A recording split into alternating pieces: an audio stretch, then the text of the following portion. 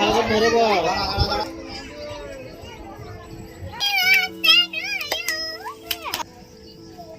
বিয়ে হচ্ছে তোর তো পুরো।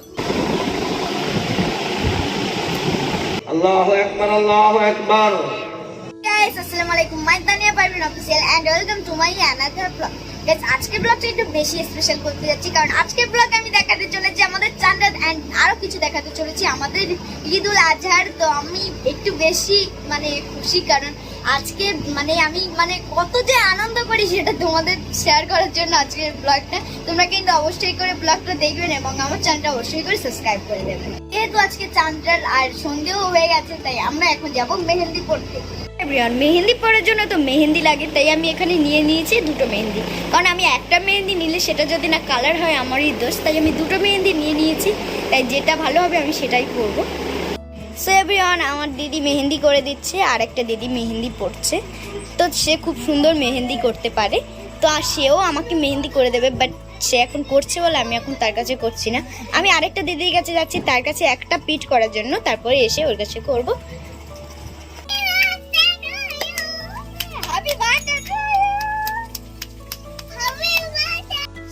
এটা হচ্ছে আমার লেবুচোর ফ্রেন্ড, তো এর হাতে মেহেন্দি করেছে। মেহেন্দিটা দেখো, বিয়ে হচ্ছে তোর তো পুরো। সো এভরিওয়ান, আমি এর থেকে ভালো মেহেন্দি করতে চাই, কিন্তু এ আমাকে করতে দেবে না। চলো আমি এখন আমার দিদিকে ডেকে আনি এন্ড আমি এখন মেহেন্দি করবো। এভরিওয়ান, সবে মাত্রই শুরু হয়েছে, এখন তো কোনো মজাই হয়নি। তো একটু পরেই আমাদের মজা হবে, আমরা বোম ফাটাবো। গাইস শুনলে অবাক লাগে, আমার তো প্রচন্ড ভয় লাগছে, কারণ আমি আগুনের ধারে বাড়েই যাই না, আর গ্যাসের মাঝে মাঝে মা নাড়তে পারলে নাড়ি, আর এখানে আমরা বোম ফাটাবো। তো আমার তো প্রচন্ড ভয় লাগছে। কারা কারা কিন্তু এই ঈদে বগুড়ায় চাঁদে কারা কারা বোম ফাটাবো অবশ্যই কিন্তু কমেন্টে বলে যাবে। আর আমরা বোমটা ফাটাবো, তো আমার তো প্রচন্ড ভয় লাগছে।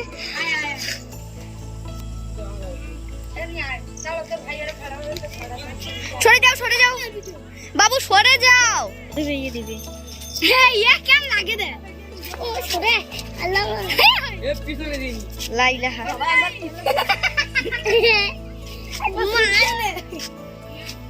এই তুই এখান থেকে যাবি?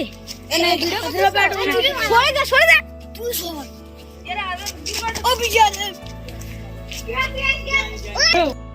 বোম টোম ফাটানোর পর আমি একটু অসুস্থ মতো হয়ে পড়েছিলাম, তাই আমি তাড়াতাড়ি শুয়ে পড়েছিলাম ঘুমানোর জন্য।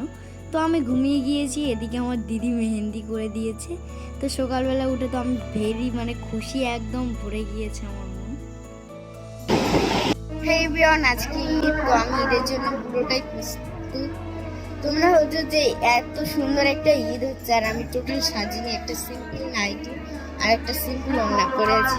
বাট কিছু করার নেই, কারণ আমরা যদি গরুদের প্রাণীদের মনের মধ্যে ঢুকি, তাহলে আমরা বুঝতে পারবো যে ওদের কতটা কষ্ট হয়। আমার ওদের জন্য প্রচন্ড কষ্ট হচ্ছে, তাই আমি কিছুই সাজিনি।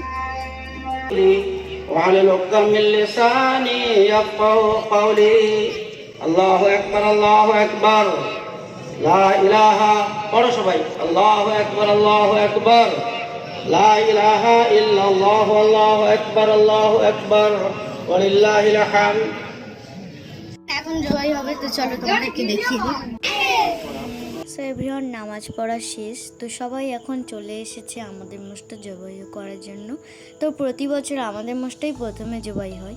তো আমি ছাদের উপর থেকে ভিডিও করছিলাম, আমার তো প্রচণ্ড কষ্ট হচ্ছিল মোষটার জন্য, যে আমি এতদিন ওকে খুব যত্ন করেছি, আর আজকে মোষটা জবাই হয়ে গেল, তাই আমার খুবই কষ্ট হচ্ছিল, আমি কান্না করে দিয়েছিলাম। আর তোমরা তো জানো মোষ গরু জবাই হলে এই অসুবিধা, যে তুম ভোর এত ছুটতে হয়, বিরক্ত লেগে যায়। তো এখানে দেখো আমাদের এখন পাল্লাপাল্লি শুরু হয়ে গেছে। এখন আমার সব জায়গায় মাংস দিতে যেতে হবে। আমি বড় বড় দুটো হাঁড়ি নিয়ে এখন যাচ্ছি আমার ঠাকুমাকে দিতে। তো তিনি এখন মাংস বাছাবাছি করবেন। তো আমাদের অনেক আমাদের প্রতিটা বছর অনেক লোক আসে আমাদের মাংসগুলো করার জন্য। তো এখন আমি ফ্রি মাইন্ড হয়ে গেছি অনেকক্ষণ পর মাংস দিয়ে এসে।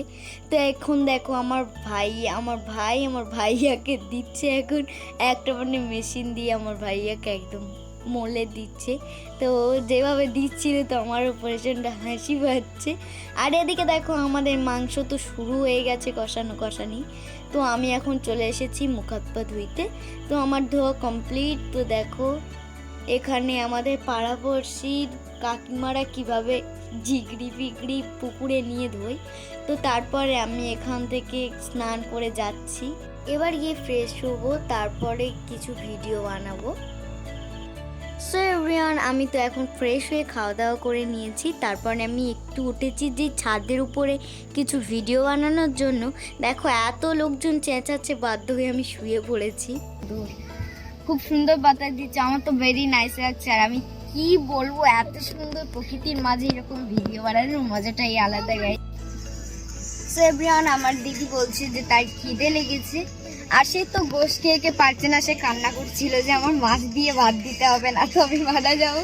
ও মানে একটু গোশ খায় না, একটু মাছ ভক্ত বেশির মতো, তাই ও মাংস খেয়ে একদম একদম পুরো একদম মানে 52 কেজি ওজন ছিল, পুরো সে 53 হয়ে গেছে মাংস খেয়ে। তাই সে বলছে না আমি মাংস আর খেতে পারবো না, এবার আমাকে মাছ দিয়ে, আমি মাছ ছাড়া আর কিচ্ছু খেতে পারবো না। প্রচণ্ড কান্না করছিল। বাবা তাই বাজার থেকে ইলিশ মাছ কিনে এনেছে, তার রান্না করে দিলে সে তবে ভাত খেয়েছে গাইস। সো এভরিওয়ান, আজকে ভিডিওটা এই পর্যন্ত শেষ। দেখা হচ্ছে নেক্সট ভিডিওতে। ততক্ষণ পর্যন্ত আমার চ্যানেলটি সাবস্ক্রাইব করে আমার পাশাপাশি থাকো। আর তোমরা কিন্তু অবশ্যই কমেন্টে বলে যাবে যে কার ঈদটা কেমন কেটেছে।